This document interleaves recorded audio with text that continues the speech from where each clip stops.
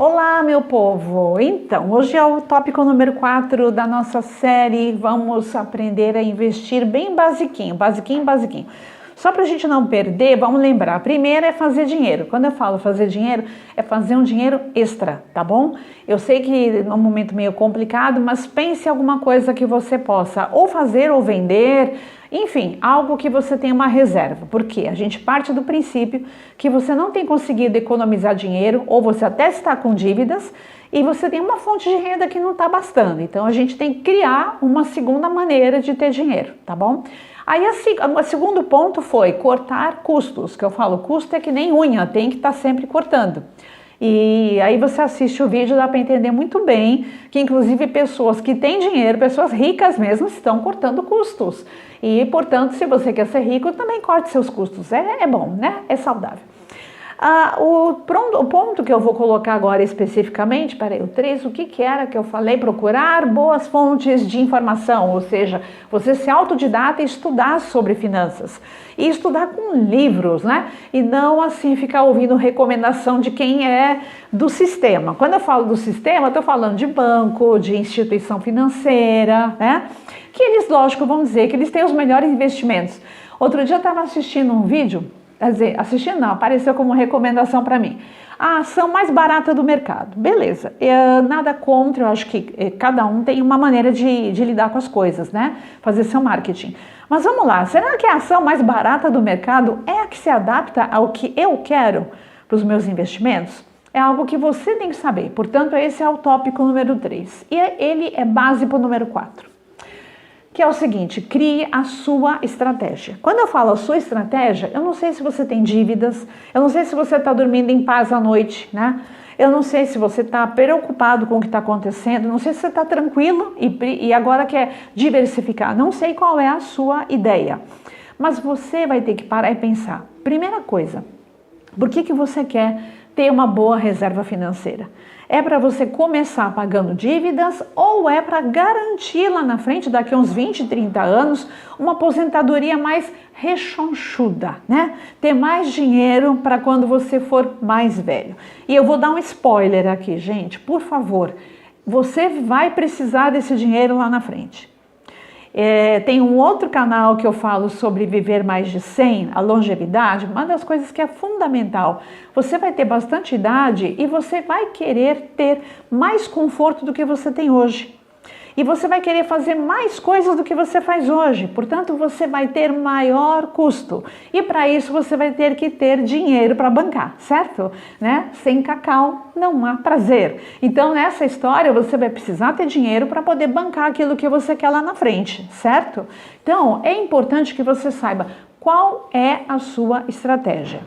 Ah não, nesse momento tenho dívidas, quero limpar meu nome no SPC, eu quero acertar coisas e tudo mais. Pronto, faça uma estratégia para que você vá pagando essas dívidas. A gente vai gravar uma série só sobre dívidas, mas o que eu te falo é o seguinte, não importa como esteja, o quanto você esteja endividado, muito cuidado quando você toma uma decisão sem pensar de querer pagar todas as dívidas de uma única vez e ficar sem dinheiro e gerar novas dívidas. É aí que entra a importância desse planejamento. Não, eu quero ter mais dinheiro porque eu quero deixar uma herança para minha família. Perfeito!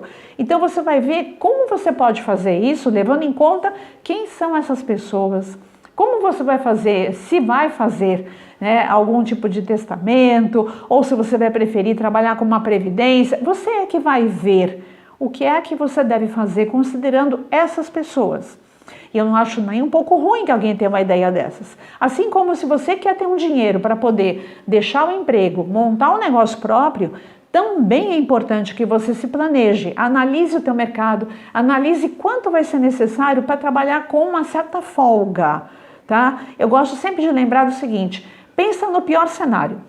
Vou ficar 2 anos sem ter entrada de capital da empresa, porque eu vou reinvestir tudo que eu conseguir com ela, eu não vou usar para pagar as minhas contas pessoais. Eu vou usar para investir, para fazer propaganda, para poder expandir os meus negócios. Então, o pior cenário são 2 anos, ou 3, ou 5, depende do tipo de coisa que você vai fazer. Qual é o melhor cenário? É que dê tudo certo rapidamente. mas conte sempre com o que você considera o pior cenário, tá? Na hora de fazer esse seu planejamento, lembre-se sempre disso. Eu espero que você consiga realmente ter grande progresso, mas é importante que a gente pense no plano B se não for do jeito que a gente planeja. O que eu mais ouço são pessoas que tinham uma ideia fantástica de um negócio, mas elas só viram o lado positivo. Elas não viram as dificuldades que poderiam ocorrer, tá? E assim como ninguém imaginava que em 2020 haveria uma pandemia, a gente não sabe o que pode acontecer. Porém, é importante eu pensar o seguinte: eu tenho essa reserva para pelo menos pagar as contas de casa, pagar a escola de criança, pagar convênio médico, o que quer que seja que você tenha. Faça esse planejamento. Sem ter isso, fica muito complicado você tomar decisões, por exemplo, eu quero comprar um pouco de criptomoeda. Ou não, eu quero agora fazer uma previdência privada. Mas espera aí, qual que é a ideia? Isso faz parte de uma ideia maior ou é algo isolado? Tá? É importante que você tenha o que eu diria assim, o planejamento estratégico é a grande ideia, sabe? É o conjunto que vai conter os subconjuntos. Já estou dando uma dica que na próxima semana eu vou falar de matemática. E eu sei que isso arrepia o pelo do braço de muita gente. Mas é o seguinte, o planejamento é o conjunto. E o que você vai colocar dentro é que são os subconjuntos que vão estar contidos. Então vai ser desde, por exemplo, quero fazer uma experiência com criptoativos, criptomoedas, beleza. Quero começar a investir na bolsa, beleza. Quero ter uma reserva de emergência, talvez uma poupança, um tesouro direto, eu não sei. Eu faria a poupança como reserva de emergência, tá? Mas tudo isso tem que estar bem planejado para você se sentir seguro. E outra, muitas vezes as pessoas ouvem tanto falar de investimento, tanto, que elas se empolgam sem perceber se realmente elas estão prontas para não tomarem sustos.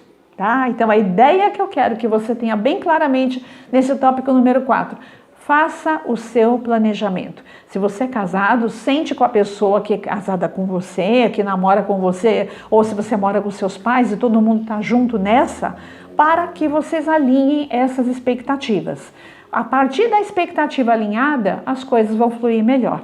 E aí você vai ter condições de ter uma grande saúde financeira. Nunca se esqueça, tudo que você faz com planejamento tem mais chance de ficar bem feito. Até mais, até semana que vem.